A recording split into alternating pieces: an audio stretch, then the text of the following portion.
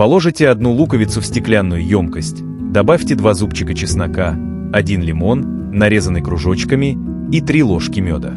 Оставьте эту смесь настаиваться на 24 часа. Принимайте по 1 ложке утром и еще 1 вечером. Это помогает выводить мокроту из легких, облегчает сухой кашель и симптомы простуды, уменьшает воспаление горла, снимает заложенность и облегчает дыхание. Полный рецепт выложил в своем закрытом Telegram.